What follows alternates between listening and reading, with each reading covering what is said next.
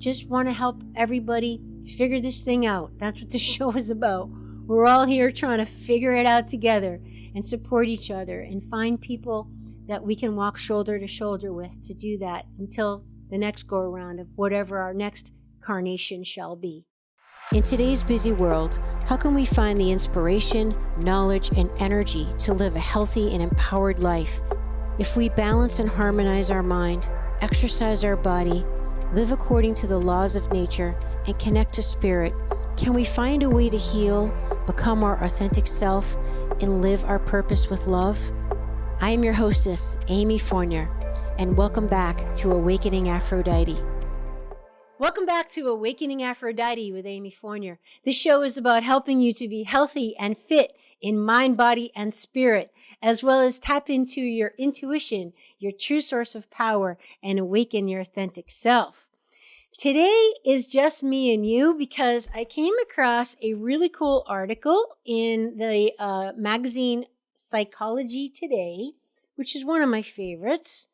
And this article is on men and understanding male emotions. Now, believe it or not, the Awakening Aphrodite tribe, yes, there's a lot of women here, but there's a surprising amount of men in our audience, which I love because honestly, there's nothing I love more than men. Well, maybe dogs and chocolate. And maybe cinnamon. Okay, well, they're up there. Okay, so I'm really, really happy. Welcome to all the men. You're the best. We love you. We love you so much. And a lot of my show is about harmonizing the masculine in ourselves, not just with the men that are in our lives and in the world, but we all have that element in ourselves that we need to really become to know and love and use to our advantage. And not to mention to get along with the men in our life, right? Plus, I feel like, men lately have been given a bad rap in society. There's, a lot of bashing going on, and even just, with all these culture wars and people being afraid to speak out what they feel is true and that resonates with what their values are. So I just feel that everyone should have a right to feel however they want and speak their truth and not be afraid to speak their truth, even if we disagree, which is one of the reasons why I like having a podcast, by the way, because it's right now, knock on wood, it's virtually uncensored, unlike YouTube and Google and Facebook and social media, which we all know is very heavily censored. So we're getting a very one-sided view of a lot of things. There's a lot of people that feel a lot differently than what we're hearing on the TV and on social media, and their voice isn't being heard. So thank God for things like Telegram, a little bit WhatsApp app, some of these other channels, again, some of the podcasts that still are a free market medium where people can speak their truth, because God bless the First Amendment and every other amendment for that matter. Okay, so today's episode, we are supporting men and we're supporting the women who love them because we're going to talk about the male psyche. As is stated by the author of this article that I'm going to read for you, and his name is, he's a psychiatrist. His name is David Rettew. He's an MD, okay, and he's also the author of Parenting Made Complicated. Okay, so a psychiatrist wrote this, but he mentioned that men have long been silent and stoic about their inner lives. But there's every reason for them to open up emotionally, and their partners are helping them do so. Yay for teamwork. Okay, so in the beginning of this article, the author, who from now on I'll just refer to as Dr. David, okay, talks a little bit of his own personal anecdote. So I'm just going to refer to it as he, speaking about him, and then we'll just get right into what Dr. David teaches us about men and their emotions. So why men struggle with their emotions, and understanding the push to keep feelings at bay. So like many men, Dr. David always felt like it was hard for him to know what he's feeling. Now, if you are a woman and you have strongly, or maybe you are strongly identifying with your masculine like me, which is why I'm a big part of why I started the show, was to help get back in touch with my feminine and Aphrodite, then you have a hard time identifying what your feelings are. Have you ever felt like, or someone's like, what are you feeling, or whatever, and you're like, I don't know. Or you have a hard time saying, you feel like, okay, there's happy, there's sad, there's tired, there's hyper, and that's about it. No, there's dozens, if not hundreds of emotions that we possibly can feel. And as our emotional vocabulary gets more resilient and stronger, we start to develop a richness and a depth to our feeling capacity. And we're able to identify with the body more and able to articulate what those feelings are and their nuances. Because, like, for example, in different cultures, they have many different words for love, for example. Why is that? Because it's a different feeling, a different nuance. There's a different way you love, that coffee table as opposed to the way you love your partner, right? Or the way you love the sunset, or the way you love a friend. There's different nuances to love. So feelings are nuanced and they have different depths. And as you get more, let's just say, emotionally intelligent, for lack of a better term, you get better at identifying your feelings and being more accurate with them. So you can then have more self-awareness and know how to meet your needs and know how to express your needs, right? But we can't do that when we're just kind of like dead inside, or it's just kind of like there's no connection there, It's like making a phone call and the line going dead. It's not getting through. So, but the good news is you can develop it, okay? Because I know, because I have been developing mine, and you can definitely develop yours. So Dr. David, like many men, found it very hard to identify and to know what he was feeling. He said he would observe his behavior and then try to deduce what's going on inside himself. He believed that this difficulty might have played a role in his choice to be a better therapist. Clinical training had actually taught him firsthand how to better recognize his own feelings and to also verbalize them. So he had that advantage. But he had found that he met hundreds of men struggling to feel. He's also met hundreds of men and their partners that feel alone and frustrated by their unavailable men. They're emotionally unavailable men, I should say. So,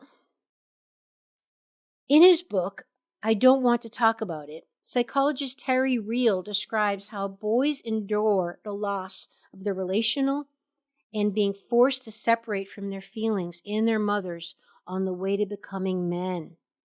So they were taught to basically separate from a big part of themselves, from their feelings, as a part of growing up. They learned to turn away from their fathers and their own pain towards work, money, success, sex, drugs, and other distractions instead. They covertly experience depression, which manifests mostly as numbness, boredom, apathy, cynicism, and limited emotional range. Now, please remember, keep in mind as I'm sharing this article with you, even if you're a woman, you could be identifying with everything I'm saying if you over-identify with your masculine self. And again, you're not alone. You're with your people here because a lot of us gals have done that. So oftentimes these men already suffer from what's called normative male, okay, ready for this word? Alexithymia, defined as a subclinical form of alexithymia found in boys and men reared to conform to traditional male norms that emphasize toughness, teamwork, stoicism, and competition, discouraging the expression of vulnerable emotions. It's considered normative to not feel or describe emotions. Normative doesn't mean that it's natural or good. In fact, boys are born just as sensitive as girls. But through socialization, boys lose permission to feel, and they become disconnected. Again, I'm just going to say it can apply to you even as a girl. I know for me, well-meaning people who brought me up would often tell me, quote unquote, just don't feel that way. Don't feel that way. Don't feel that way. Don't feel that way. I would hear that all the time. And I know they meant well because it hurt them to see me hurt or in pain, certainly about something silly like, Sally didn't like my hairdo or whatever it was, right? But unfortunately, what that taught me was to disassociate from my feelings, right? And to question my feelings and not pay attention to them and override them and not learn from them and not honor them and all that stuff. Now, sure, there's a time to do that. Like, you don't feel like doing whatever, but you got to do it, right? But there's also a time that, no, this is information from your higher self trying to get through to you and to guide you because it loves you and it wants what's best for you and it knows the bigger picture, whereas your little self doesn't. So we don't always want to, muffle that voice. Sometimes we want to listen to it. So back to the article. When a man suffers from depression and normative male alexithymia, he's not experiencing all his emotions and therefore experiences the world as a hard, dull, and boring place. Over time, his partner forms the impression that he's a stoic, boring, and uninterested person. Feeling unloved and alone, the partners may become bitter and look elsewhere for emotional companionship. Oh my God, this is like tragic. Feeling is natural. We're born feeling, but disconnection from feeling is often imposed on boys.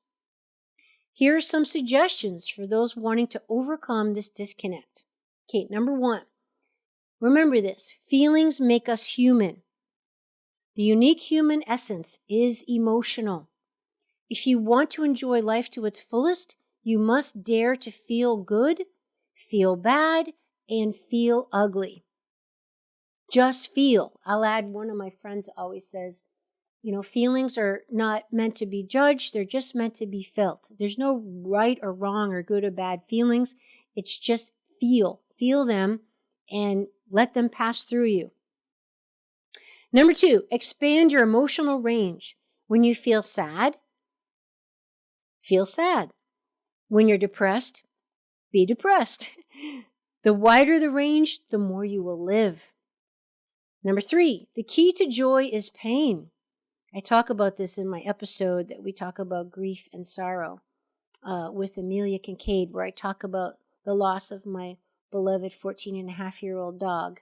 And that was a really tough episode for me. But in the beginning of that episode, in the intro, I share with you a poem from Khalil Gibran on joy and sorrow and how they're just the flip side of each other. Episode 151 on death, reincarnation, and dealing with grief and loss with spiritual master and animal communicator Amelia Kincaid. That's 151. At the beginning of that, I share some thoughts about grief and sorrow and loss. Great episode.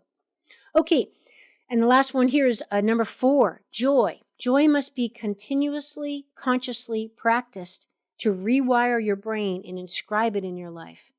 So if you do these things, you'll feel free in your relationships because after all, to love is to feel free. Hey everybody, just interrupting today's show because I'm here with my friend Wade Lightheart from Bioptimizers, which is my favorite supplement company. All supplements are certainly not created the same. You always got to consider the source and quality, which is why I use Bioptimizers every day. And Wade, you want to just share with us what makes your company unique from other supplement companies? We're one of the few companies that actually has a research team. I think we're up to 19 PhDs and master students who do a continuous barrage of tests. The second thing is Matt and I, the co-founders of the company, we come from the exercise and nutrition industry. And long ago, we decided that we were going to build a company based on the mission, not on the margin, and that we would de-risk any supplement purchased by someone. In other words, if a product that someone selects didn't actually work for them, we just give them their money back. And we have, I think, the lowest refund rates in the entire industry. And I can say that with confidence because we care about people, we want the products to work, and we also want people to continue to experiment with their health. And we're grateful when people take our products, and we want to make that experience an extraordinary one, from customer service to the product, to the efficacy, to how to take it, and of course, to de-risk it. I love it. And that's exactly why I use them every day and why you're so successful, because they work and you're a company with heart and soul. So thank you so much, Wade. And everybody, you can check it out. Enter code AmyF10 to save 10%. And let me know what you think. So why are men so silent? Men's fear of partner conflict may be leading to withholding.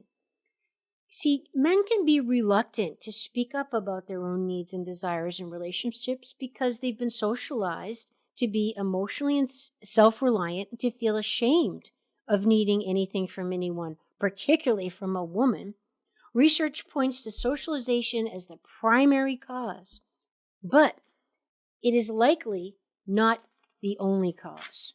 Another reason that men often feel silence themselves in relationships is the fear of conflict and ultimately the fear of abandonment. Men are often not confident about their ability to resolve conflict with their partner, so they're afraid and hesitant to speak up about their needs in relationships because they worry that speaking up will make things worse and maybe even much worse. To be clear, women also fear abandonment. And this is what I keep saying. This article definitely applies to both genders. But women often focus on adult concerns, such as the economics of divorce. I would disagree with that. I'm sorry. I'm just going to put my editorial comments in here. I'm not so sure about that. I don't know the last time I had an argument with someone I really cared about and started thinking about, what I was going to lose financially if we broke up. But anyway, men's fears of abandonment are often more emotional and primitive. Most men are raised primarily by women, and partnering with a woman as an adult activates their earliest attachment insecurities. Men's fear of abandonment in relationships is perhaps most visible in the lengths that men will go to avoid conflict. Some men monitor their partner's emotional states constantly and carefully, scanning for signs of potential conflict, criticism, or disapproval. Men are socialized to believe that they are responsible for their partner's happiness. So any evidence that their partner is unhappy or dissatisfied is often interpreted by men as criticism or failure. God, this is so sad. They immediately assume that they have done something wrong, that they are in the doghouse, and will not return to favor until they figure out what they have done wrong and correct it. Reassurance from their wives that they are not, quote, in trouble is rarely sufficient for men to feel they're off the hook.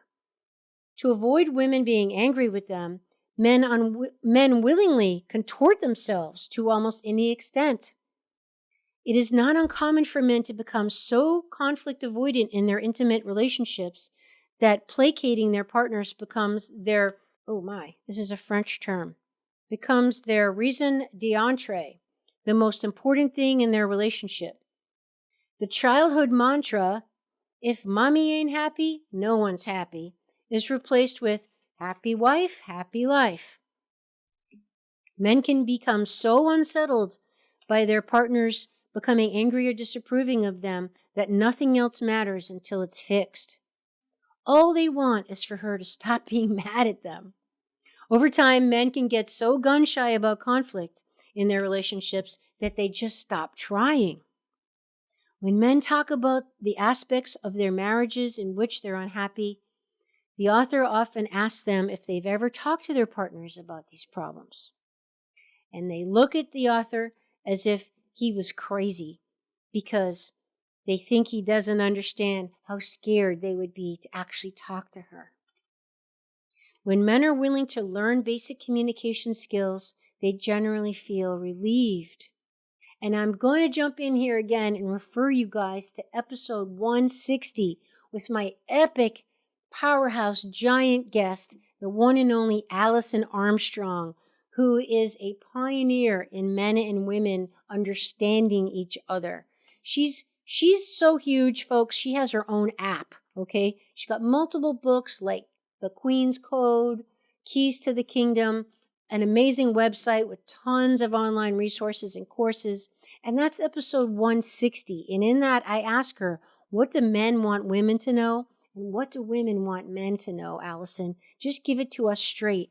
Over your over 30 years in the industry studying men and women, just tell us the bottom line. What do men want women to know? And what do women want men to know? And Allison gives us the goods in like a quick sound bite. She gets right to it. Check out that episode 160. So being more emotionally open is not as difficult as these men have feared. As a result, when they do, they feel much closer to their partner and grateful that there's less stress and conflict. Wow, so great. So here's some tips on how to help your partner make a friend. Okay, because now we're going to get into bromances, okay? Prioritizing and celebrating the male friendship, which is a beautiful thing going on, because just like women need to commune with women like we've done in all ancient cultures, we would have, women's circles and the whole red tent thing, and, the women would do things together. There's nothing sexist about it. It's just there's something about being with your own gender that was very nurturing. Men need it just as much as women. It's a big psychological unconscious reason why a lot of men even go into the army or, different groups, fraternities, being with other men and feeling bonded as a tribe with a soul mission, a soul purpose is super powerful and just taps right into our biological DNA. So I'll just share with you these 5 tips for how to help your partner make a friend. Because if your partner right now doesn't have a lot of friends, there's a lot of women I know that they're basically it. Like their husband, works and he does his best to provide for the family and all that. And he actually is pretty good with, being emotionally available and communicating with her. But he doesn't really have any more friends as an adult. Like he had friends growing up or maybe in school, but as an adult, kind of like lost all his friends. That's a problem, okay? Because I can tell you too, and even in my experience and paths I've crossed with experts and different things, no one person can be everything for you. Even if you find your dream soulmate and the clouds part and the seas part and you see this person and you hear angels singing, it doesn't mean they're going to be the end all be all for you. That's just an unrealistic expectation. They can be your soulmate and so many beautiful, amazing, wonderful things. But we can get different things from different people in our lives. Like if I want to, really talk about how much I love nature and, how I talked to that bush the other day, I might not talk about that with one particular person, but there is someone in my life that I do talk about those things with. Or if I want to talk about my love for good chocolate, I might talk to another person that appreciates it as much as I do, whereas other people in my life that I love dearly are just thinking I'm nuts. So we have different people in our lives for different connections and different needs and different affinities. And our partner is no different. So it's not really healthy or realistic or fair to expect your partner to be your everything for you. So encouraging them to have their own friends so they can find those outlets and connections is truly an act of love, in my opinion. So here are some tips to help your partner make a friend. Plus, I'll add, it takes a lot of the pressure off you, right? Okay, so first, encourage him to make the effort. Encourage him to reach out with a phone call or by asking the new neighbor to meet for coffee or whatever. If he doesn't have the time, he could make the time. Encourage your partner to be more open and curious. Remind him, no, you don't have to be trusting to the point of recklessness, but you can be more open to it. Or, catch yourself when you find you're talking in a way that's very untrusting or very closed-minded. Just being more aware of, oh, wow, I didn't realize I'm being really closed-minded or very judgmental. Like sometimes we just don't aware because it's become a habit. So kind of like pointing that out or lovingly, gently, mirroring that back to somebody could be very, very effective to help make them more aware so they can then change if they want to. Only if they want to, of course. Another tip is he should get comfortable with starting conversations. Striking up a chat with a new coworker is a good example. this is really hard for men, I know. They're not, most, I don't want to overgeneralize, but most men are not lovers of small talk, right? But it, just something that's really in the environment, about something as silly as, yes, even the weather, whatever, right? Just to get the conversation going. Another tip, people make friends with those who have similar interests, perhaps at the synagogue, running club, poetry class, gym, whatever. And a last tip, make friends through friends. Throw a dinner party. Ask your guests to bring a friend. Okay, that's a great thing. Yes, definitely friends through friends is very effective. Okay, so prioritizing and celebrating the male friendship. So what we find is that there's both attached men and unattached men. Like men could be recovering from love lost either through death or divorce, breakup, whatever. So whether these men are attached or unattached, men seem to morph into like stay-at-home dads, stay-at-work dads, and juggling dads who are determined to right the wrongs of their absent fathers. Do you know any men like that? Like, I find like, well, that's really like, again, any gender, right? Like, okay, my mom was that way, drove me nuts, led to lots of problems with me, so I'm going to be sure I'm not that way with my kids or whatever. So sometimes we can learn what not to do by what others do, or we can just, once we become aware of it, we can consciously choose if we want to recreate that pattern, that behavior. Okay, so a lot of people are trying to do this. They're determined to not be like that. So many of these diverse males share a sense of alienation from other males. It's labeled as, by the author, who in this case is Jett, he calls it Male-Iienation. That's cute. Get it? Male-Iienation, like being alienated as a male. Well, this is a made-up word. It's an actual inner phenomenon. It's a lesser-told story buried beneath the data on men's disproportionately high suicide rates and steep declines in close friendships. Male-Iienation isn't just about men longing for men. Men make up half of the population. It's deeper than that. It's the estrangement from the embodied and vulnerable brotherhood. A built-in understanding of what it's like to joust with fallen tree branches, evade bullies, build forts, heave yourself atop a pile-up, and to test a threshold between play and aggression. Share secrets and wipe away your snot, but leave your tears. Male-Iienation is mourning this love, the synergy between emotionality and physicality. Isn't that beautiful? I love that. What some advantaged men have gained in family time by working from home during COVID, they've let further slip away in full-bodied, wholehearted kinships, which are such a far cry from an occasional quip on a high school group text. Men are particularly avoidant in fostering same-sex friendships, especially those who've sunk deeper into their couches of romantic, parental, or professional commitment. This is what I was referring to. A lot of men lose their male friendships the older they get. While men may desire close friendships, often they loathe feeling or feel ashamed of this want.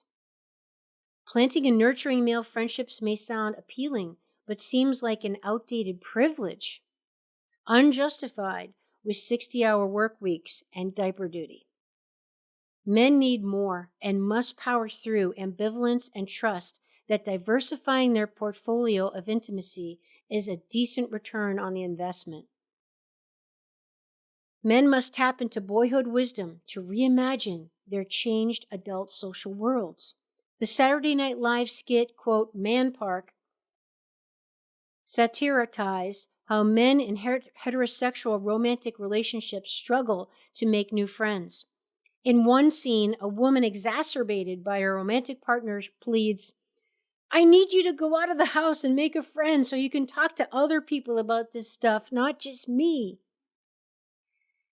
Where would I even go, he says. Prioritizing friendships enriches men and those around them and can even help recalibrate the invisible labor imbalance within families. When men fill their buckets of belonging through some combination of physical and emotional interactions in men's groups, poker games, or pickup basketball, their romantic partners or moms don't have to be the default container for pent-up aggression, work stress, and insecurities. Loved ones, more likely than not women, then often become less burdened with the heavy lifting of impromptu coaching sessions or social planning. Men become animated and energized through connection, and they are less likely to dump or displace their neediness. Powerful stuff, everybody. Make friends as you get older outside of your primary relationships. Ever since I started using my product, a long time now I've been doing it, I don't get sick. I don't get sick anymore. You meet a lot of people nowadays that they're constantly have a cold. Yep. And the amount of prescription drugs taken increases, over the years and over time. And here we have this rejuvenation machine, I like to call it. So it's light therapy, It's heat therapy. It's also grounding therapy because of the grounding mat. Yep. The EMF protection, if you go with the Faraday model, is sort of a sensory deprivation experience where you get a break from that 24-hour stress. But it's also an amazing opportunity to do breath work and meditation and mindfulness exercise, getting some time to yourself. Sauna space. This is truly one of my all-time favorite things that I've ever bought in my entire life, and I'm not saying this lightly. You can use my coupon code at checkout, FitAmyTV5. All this is on my website under my recommended products e-store. Now let's get back to the show. Okay, and the last piece I want to share with you is by Dr. David, talking about the boys are emotionally all right. Gen Z men know that it's okay not to be okay, and that it's okay to talk about that. So important changes have unfolded over recent decades regarding the content of man's worries, the intensity of stress, and noticeably how young people cope. So for Dr. David, growing up Gen X often meant figuring things out himself. His stress tended to come from universals such as romance, appearance, friendship, doing well, and an annoyance that he wasn't turning out as bold as he and wonderful as he had hoped. His coping strategies included fixing the problem with good old-fashioned escape or avoidance. When he was broadsided by his parents' divorce, he coped by joining a friend on the Maine coast. He rowed in a small boat, explored beaches, ate too many Fluffernutter sandwiches, and did things he wouldn't let any pre-adolescent do today. But he's not so sure that it was entirely that bad. There's a time to face, examine, and to discuss worries. But there's also value in spending time out of our heads. Amen. Hallelujah to that, Dr. David. Just having a fishing buddy in total silence can be therapeutic. In the past, what is meant to be a man had to do with predefined labels, including a narrow range of appearance, interests, skills, and behavior. If a man fell short, the anguish was experienced privately, at least until it became a joke among peers or criticism from the family. Today, those ideals and even the definition of maleness are being questioned. While it would be wrong to claim that gender-based stereotypes, bullying, and judgment no longer exist, there's a noticeable trend toward broader acceptance of non-traditional norms. At the same time, Gen Z men and adolescent boys have been told that they are not entitled to experience stress. Their privilege as males and their doting helicopter parents are viewed as advantages that preclude such stress. Ironically, young Gen Z males are probably more aware of how privilege has affected their lives than were prior generations, and when they would stumble or fall to attain their goals, this awareness of privilege can lead them to blame no one else but themselves. So, we see both positive and negative consequences of the focus on male privilege. The concept can feel belittling and invading at times. On the other hand, the notion may have helped combat toxic masculinity, another term we hear a lot, by highlighting areas where men could benefit from some growth and maturity. Technology is no less critical than changing norms when comparing how different generations deal with stress.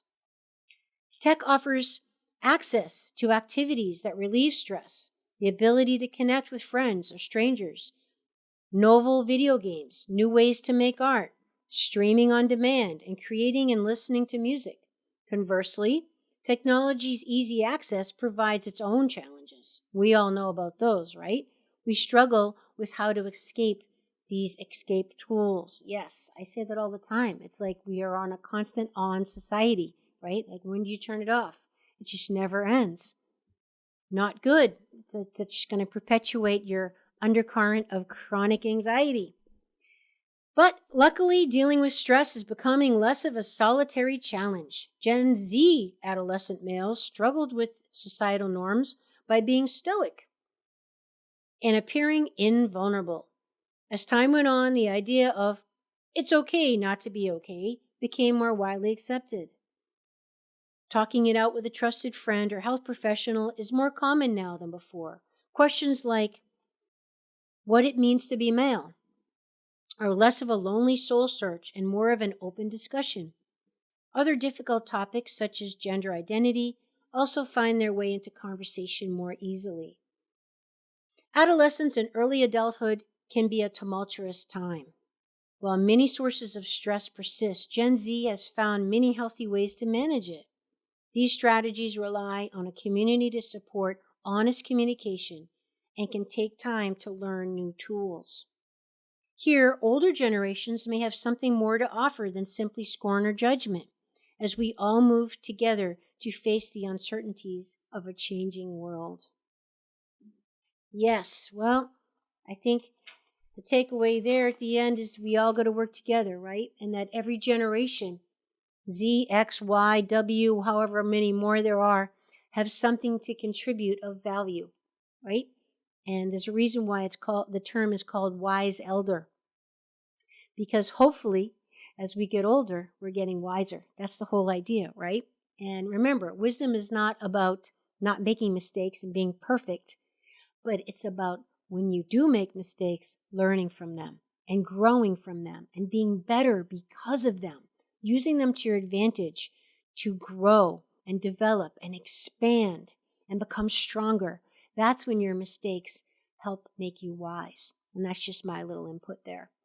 So I hope you enjoyed this solo episode with me and you, just me and you today, on men and understanding male emotions, just a little commentary on taking our finger on the pulse of society right now, trying to give some support to all the beautiful men in the world that we love and cherish and need and adore so much. And just want to help everybody figure this thing out. That's what the show is about.